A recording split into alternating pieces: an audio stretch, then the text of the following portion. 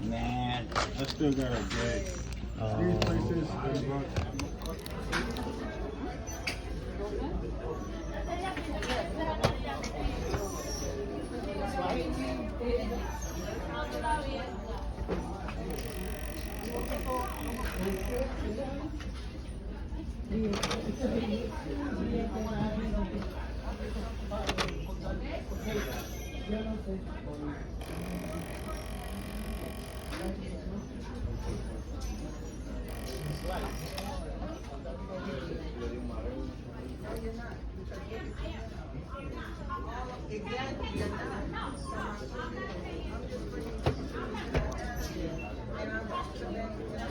Mic check 1 2. It's the Y2K Collector coming at you with a few PlayStation 2 pickups.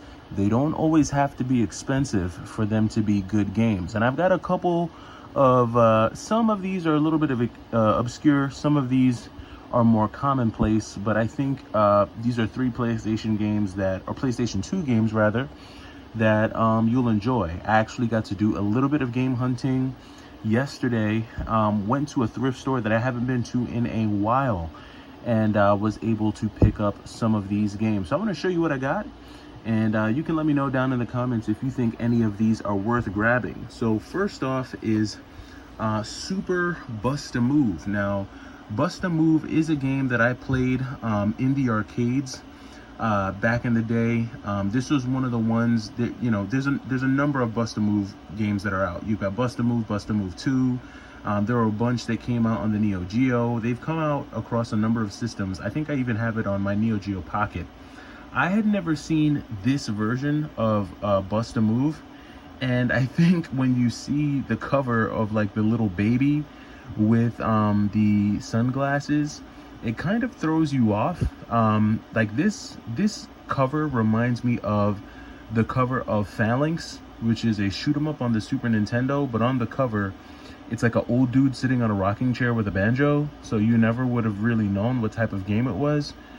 Here with Super Bust-A-Move, you do kind of get an idea of what you're looking at, because the reflection in the baby's glasses shows you actual gameplay footage, and this is basically like a color matching game, kind of like the games you would play on your iPhone, like the Bejeweled game. The only difference here is that you're actually firing orbs upwards, and you really got to match them in order for them to break. So Bust-A-Move is a well-known game. If you've never heard of it before, definitely check it out. It is a lot of fun. I played a little bit of this PlayStation 2 version, which is actually pretty good. The back kind of shows you a little bit more of what the game actually looks like. This is a different version that I thought was pretty unique, and it did come complete in box from the thrift store. Was able to get it. The manual looks pretty good, and again, this is not an expensive game at all. This copy cost me about $3, but even if you wanted to pick this up online, it's only like an $8 game. So pretty cool. Was glad to be able to find this. I am a fan of Bust-A-Move, and so was glad to be able to pick this one up. Next game we have here is a copy of Lord of the Rings: The Two Towers. Now, Lord of the Rings came out, geez, this is one of those games that came out on almost every system, I feel like, just because it was a popular movie. It came out by EA Games. This was a AAA title, and a lot of people know about Lord of the Rings. It's a brilliant story for sure, and I think the gameplay on this one is pretty good too. It's a hack and slasher, follows a really unique story. I just popped this one in just to test it out and make sure that it works, but this one as well was complete in box. This one is a little bit in more of a rough shape than the Bust-A-Move, but was glad to be able to find this. I haven't really found like really cheap games at the thrift store in a while, And I had Lord of the Rings in the collection a while back, but wound up selling it. So it was actually pretty cool to get it back into the collection. I actually wanted to get this for the GameCube because I know it's available on the GameCube. I wanted to get every part to the game or to the series on the GameCube. So I may or may not keep this in the collection. Not sure yet, but this too is another cheap one. This one goes anywhere from $5 to $10 online if it's something that you're wanting to pick up. But happened to run into it out in the wild, and so went ahead and added it to the collection.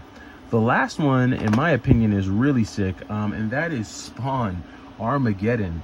Now, I am a fan of the Spawn games. There's Spawn on the Super Nintendo, which was decent. Spawn on the Super Nintendo was decent. It's not a game that I would rush out and buy, but it's okay. Then you have Spawn on the PlayStation 1, which honestly, the graphics are so bad in that game. It's really the bad graphics that make that game scary. It's just scary how bad the graphics were on the Spawn game for the PlayStation 1. But I think they did a good job when they got to like the 6th generation. I think that's where PlayStation 2 falls into, the 6th generation. All of these 6th generation Spawn games are actually a lot better. So you have Spawn Armageddon, and then there's another Spawn game that came out on the Dreamcast, which was more like an arena-style battler. But this Spawn game is actually kind of like a, I don't want to say open world hack and slasher because it is a bit linear. You do have to follow like a linear path, but you do have a little bit of exploration in there, and there's cool little features. You can use the chains to grapple, and you can use your necroplasma as like a projectile weapon, and you've got different weapons that you can use, different guns. You've got, your axe that you can use, and it's got all of the lore of Spawn mixed in there. I was a huge fan of Spawn when it first came out. I remember when Todd McFarlane originally released the Spawn comic, the first one. I actually got that comic because I think there was a deal where if you bought the action figure, it came with a comic included. And I had one of the first Spawn action figures. Don't ask me where that action figure went. This is like early 90s.